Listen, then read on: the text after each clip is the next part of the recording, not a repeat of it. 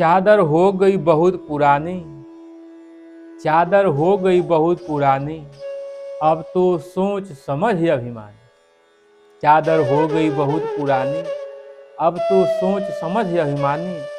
अजब जुलाहा चादर बीनी, सूद करम की तानी। चादर हो गई बहुत पुरानी, अब तो सोच समझ अभिमानी।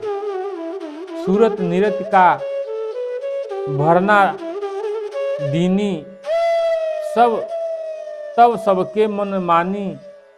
मैले दाग पड़े पापन के, विषयन में लपटानी।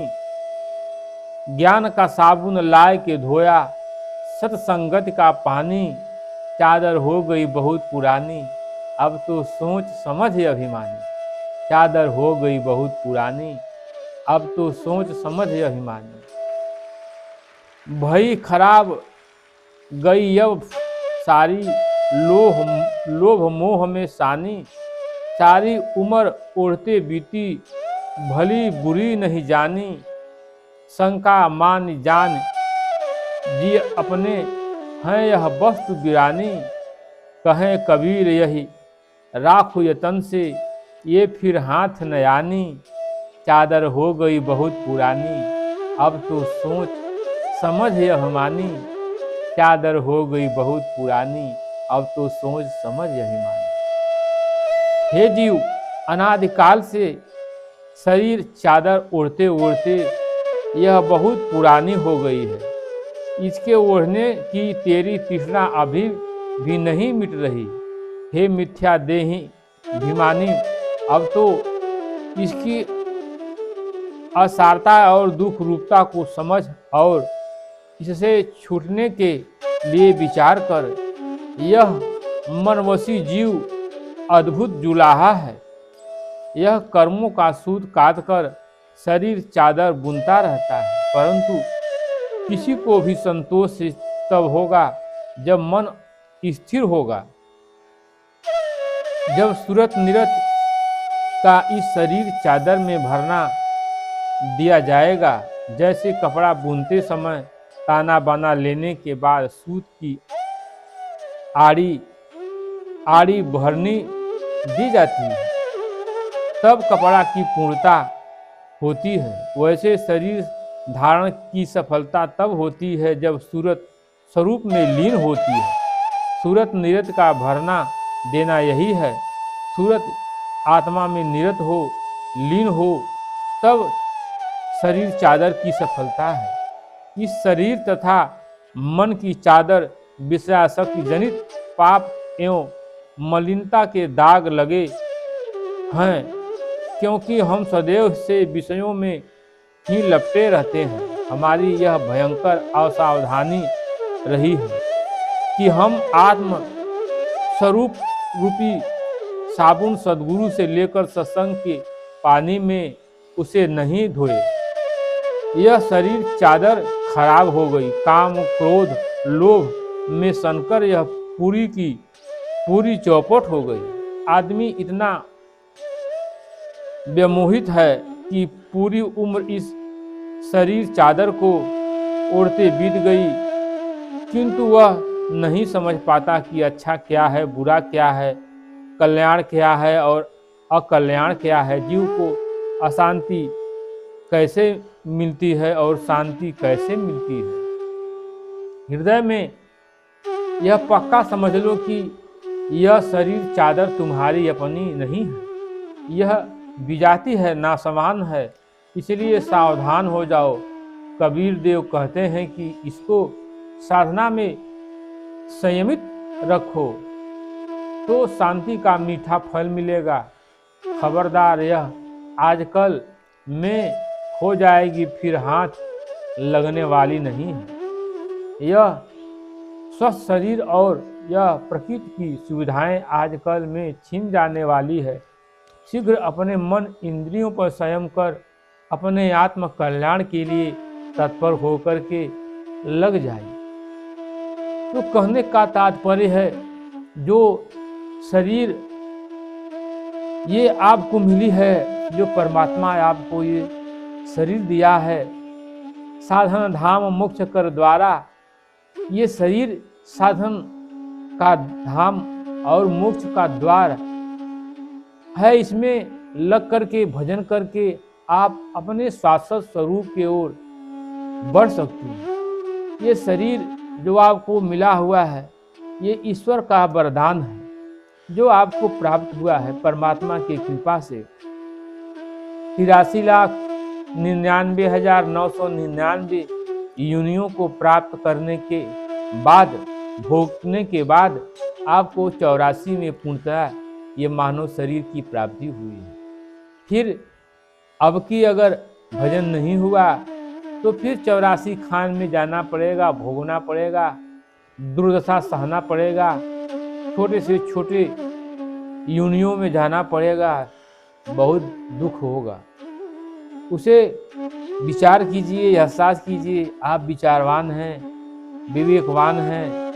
अगर पशु के योनि में जो जीव पड़ा है, जो स्थावर खान में वृक्षों के योनि में जीव पड़ा हुआ है, जो पशु पक्षी कीट पतंग बन करके संसार में दुख भोग रहा है, सोचिए कितनी बड़ी पीड़ा है, कितना बड़ा दुख है।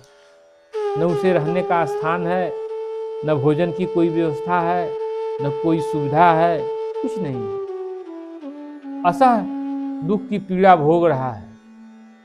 फिर उसे कौन देखता है, उसे कौन बचाने जाता है?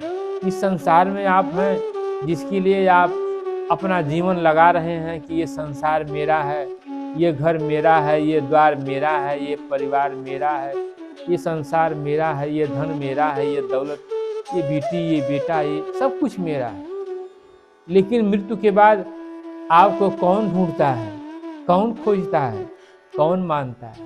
ये संसार तो स्वार्थ का संगी है। मृत्यु के बाद अगर आप गृहस्थ में अच्छा धन खासा कमा करके रखे हैं तो आपका परिवार, आपके बेटे, आपके सभी लोग आपका नाम लेंगे। मृत्यु के बाद अगर आपकी तस्वीर है तो शायद उस पर माला वाला चढ़ा दें, वरना तो मरने के बाद भी लोग गाली देते हैं कि कुछ बनाया नहीं, चला गया इसी तरह। तो संसार स्वार्थी है। और फिर आप क्या लेकर जाएंगे? जो भी धन दौलत आप कमाएंगे यहीं पर छोड़कर जाना है। इसलिए आप संसार में सब कुछ कीजिए, मैं ये नहीं कहता कि आप न कीजिए, क्योंकि शरीर के लिए रोटी, कपड़ा और मकान की आवश्यकता है, सब कुछ की आवश्यकता है। लेकिन उसे सात्विक ढंग से अर्जित कीजिए। धन को सात्विक ढंग से कमाइए, परिश्रम से कमाइए, मेहनत से कमाइए। किसी का बेईमानी, चोरी या गलत ढंग से धन न कमाइए। धन की सार्थकता है, साईं इतना दीजिए जामे कुटुंब समाए, और मैं भी भूखा ना रहूं साधु ना भूखा। तो धन तो चाहिए, लेकिन उतना ही धन की आवश्यकता है जितना से हमारा काम चल जाए। यहाँ तो धन लूटने की होड़ मची हुई है। धन की क्या कहा जाए? लोग धन के लिए एकदम दानव रूप धारण कर लिए, लूट रहे हैं। किसी तरह से धन आ जाए, चोरी से, बेईमानी से, शैतानी से गरीबों का हक हड़प करके इतना धन लोग इकट्ठा कर रहे हैं कि उनको रखने की जरूरत नहीं है। धन ले जा कर के बाहर विदेशों में जमा कर रहे हैं, और मृत्यु हो जाने के बाद वो धन भी उनको नहीं मिल पा रहा है। क्या होगा? विचार कीजिए। आपने परिवार के लिए किया, सब कुछ किया, लेकिन मृत्यु के बाद वो आपके साथ नहीं जाएगा। लेकिन आप उस धन को कमाने में जो पाप किए हैं, अधर्म किए हैं, झूठ बोले हैं, किसी का लूटे हैं, वो पाप आपके सिर पर सवार है और उसे आपको भोगना पड़ेगा। बिना भोगे जी बचने वाला नहीं है, क्योंकि वो परमात्मा का न्याय है, और उस न्याय में वहाँ कोई घूस नहीं लगेगा कि घूस दे करके हम बच जाएंगे। तो ऐसी कोई व्यवस्था नहीं है। परमात्मा न्याय का तराजू लेकर के बैठे हुए हैं, और धर्म का अधर्म, पाप का पाप, पुण्य का पुण्य सही सही न्याय करते हैं, वहाँ कोई बचने वाला नहीं है।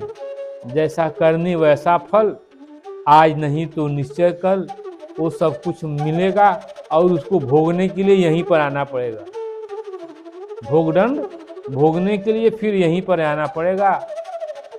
असह दुखद योनियों में जन्म लेना पड़ेगा और बार बार दुख को भोगना पड़ेगा। फिर आप क्या करेंगे?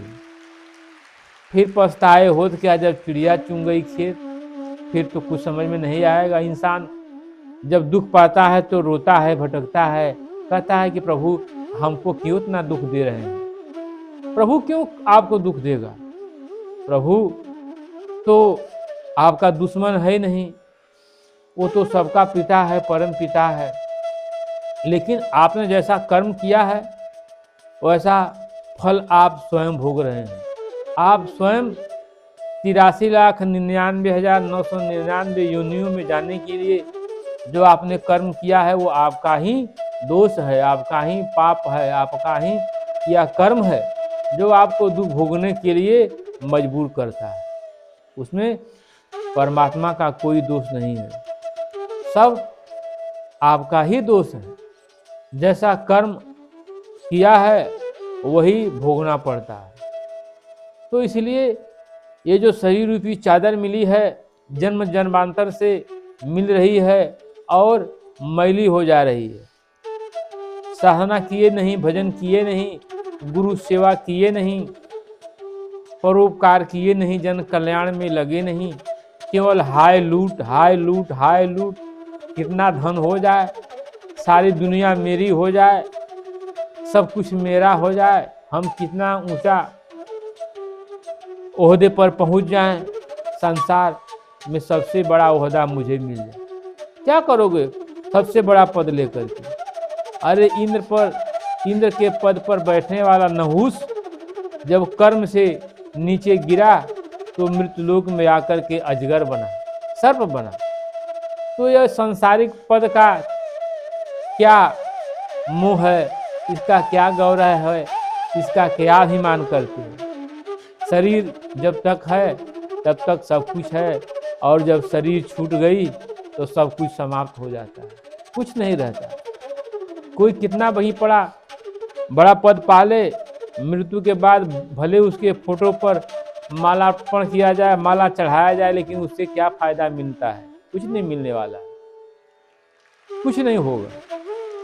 इसलिए जो काम, क्रोध, लोभ, मोह, अहंकार आपको है, आप उसको समझिए, उसको एहसास कीजिए।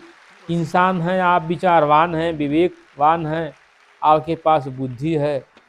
विचार कीजिए, सोचिए कि संसार को छोड़कर एक दिन सभी को जाना है। आप सब कुछ झूठ मानते हैं कि सब कुछ झूठ है, लेकिन मृत्यु तो सच है ना। एक दिन मृत्यु सभी को आनी है, इसको कोई झुठला नहीं सकता। मृत्यु बा सत्य जग में सनातन अटल, बचल नाही केहू बा संसार में। धनवान बलवान पहलवान भारी, सबही बहल मृत्यु के धार में। सन्यासी जोगी जति ब्रह्मचारी, भेंट रावण चढ़ल बा अहंकार में। रामकृष्ण जे भी आए ए मृतलोक में, जल गयल मृत्यु के तेज अंगार में। जो भी इस मृतलोक में आया ये मरने वाला ही लोक है। जो जन्म लेता है उसे एक दिन मरना है। राम भी आए, कृष्ण भी आए, गौतम जी आए, कबीर आए, मीरा आई, अहिल्या आई, सत्यनसुईया आई, सावित्री आई। जो भी आया यहाँ कर्म किया और कर्म करके यहाँ से चला गया, मृत्यु को प्राप्त हो गया। कोई यहाँ रहेगा नहीं, फिर आप कहाँ से रहेंगे? सोचिए, विचार कीजिए। इतना आपको लोलुपता समाया हुआ, इतना आप संसार में लगे हुए हैं, तो फिर आप तो रहेंगे नहीं, फिर क्या होगा? सब कुछ यहीं रह जाएगा। चादर पुरानी हो गई है, उसमें आपने पाप का, अधर्म का, दुष्कर्म का जो मैल लगा रखा है वो कैसे साफ होगी। उसके लिए संत सद्गुरु के चरण में जाना होगा, उनसे नाम प्राप्त करना होगा, उनके बताए हुए प्रक्रिया पर चलना होगा, प्रयासरत बनना पड़ेगा, साधन पथ पर लगना पड़ेगा, सेवा करना पड़ेगा, तभी आपका आत्म कल्याण हो पाएगा, आप सुखारी हो पाएंगे, दुखों से मुक्त हो पाएंगे। वरना तो जन्मत मरत दूसरा दुख हो, जन्मत और मरत यहाँ पर दूसरा दुख भोगना पड़ेगा, उससे कोई छुटकारा नहीं मिलेगा। चादर को पवित्र कीजिए, चादर को स्वच्छ कीजिए, तभी काम बनेगा इस संसार में। इसलिए अपने स्वरूप को पहचानिए। संसार में रहते हुए, संसारिक काम करते हुए क्रियाकलाप जो है आपका, चाहे आप जो भी संसार में कर रहे हैं अपने जीविकोपार्जन के लिए करते रहिए, लेकिन अपने आत्म कल्याण के बारे में विचार भी कीजिए। सोचिए, ये शरीर नाश्वर है, अनित्य है, पंचभूतों से निर्मित है, ये भाड़े का क्वार्टर है, एक दिन इसे छोड़ना पड़ेगा। आप मजबूर हो जाएंगे, फिर कुछ नहीं कर पाएंगे। आज परिस्थिति यह है कि लोग कहते हैं कि हमारे पास समय नहीं है, बहुत समय की व्यस्तता है, साधन करने के लिए, भजन करने के लिए समय नहीं है। फिर ये बताइए कि जब मृत्यु आएगी आपके पास तो आप क्या कहेंगे? मृत्यु से बोलेंगे कि आज मेरे पास समय नहीं है, आप 2 महीने बाद आना, मैं आज मरना नहीं चाहता। क्या वो मान जाएगी? आपकी बात मानेगी? ऐसा नहीं होगा। मृत्यु जब आएगी तो आप उसको रोक नहीं सकते, उससे ये नहीं कह सकते कि हम बहुत बिजी हैं, आज नहीं 2 महीने बाद आना, 2 महीना बाद मरेंगे, आज नहीं मरना है मुझे। ऐसा कुछ नहीं होगा, वो घसीट कर ले जाएगी। फिर ये कहना सब बेकार हो जाएगा कि बहुत हम बिजी हैं, मेरे पास समय नहीं। समय है, आप ध्यान दीजिए, विचार कीजिए। आपको दिन में समय नहीं मिलता है तो रात्रि में समय निकालिए, 1 घंटा अपने आत्म कल्याण के लिए कम सोइए, ब्रह्म मुहूर्त में जागिए और अपने आत्म कल्याण के लिए भजन कीजिए, कुछ कीजिए, वरना सब कुछ बेकार हो जाएगा। हीरा जन्म अमोल था, कौड़ी बदले जाए। ये जन्म जो मिला हुआ है अमोल है, वरदान है, ये व्यर्थ में ही समय समाप्त हो जाएगा। इसलिए भजन कीजिए, साधना में लगिए, अपने शाश्वत स्वरूप को पहचानिए। आप स्वयं परमात्मा का ही रूप हैं। नर तू ही है नारायण, अपने को पहचान। नाम दान सद्गुरु से पाकर पाले आत्म ज्ञान। नर तू ही है नारायण, अपने को पहचान। अपने शाश्वत स्वरूप को पहचान लेंगे, फिर आप तो उस परमात्मा का ही रूप ही हैं। फिर आपको दुख कौन छूने वाला है? आप उस स्थिति को जब प्राप्त कर लेंगे, फिर सब कुछ ठीक ठाक हो जाएगा, सुखारी हो जाएंगे। वरना जीवन तो बहुत बहुमूल्य है, आप उसकी सार्थकता को समझिए और अपने आत्म कल्याण के लिए लगिए, प्रयासरत बनिए, वरना जीवन नष्ट हो जाएगा, कुछ हाथ नहीं आएगा।